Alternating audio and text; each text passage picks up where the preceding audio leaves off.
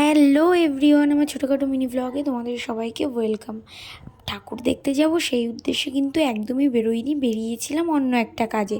তো ফেরার পথে দেখছি এখানে অনেক লোকজন আছে, তো ভাবলাম যাই একটু দেখে আসি। প্রথমে কিন্তু ভেবেছিলাম যে হয়তো বা ঢুকতে দিচ্ছে না, বাইরে থেকেই দেখছে, কিন্তু পরে দেখলাম যে না, ঢুকতে দিচ্ছে।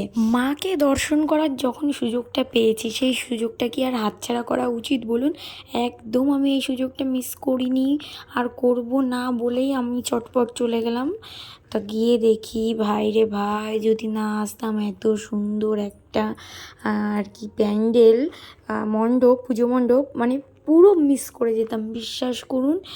মায়ের মুখ দেখে আর কি বলবো, এত অসাধারণ হয়েছে। আর আমি দেখছেন প্যান্ডেলটাও কিন্তু খুব সুন্দর, ওপর দিয়ে খড়, এই যে এগুলো হচ্ছে খড়, খড় বা বিচুলি যে যেটা চেনে, ওই খড় দিয়ে বানানো হয়েছে। আর এই যে যে ওপরটা, এই ওপরটা কিন্তু ওই পাট আছে, পাটের দড়ি দিয়ে বানানো, মানে অসাধারণ একটা। আমি জানি না ফোনে কতটা বোঝা যাচ্ছে। আর এটা হচ্ছে নিউ টাউন সেন্ট্রাল মডেলের একদম অপোজিটে যে মাঠটা আছে সেখানে।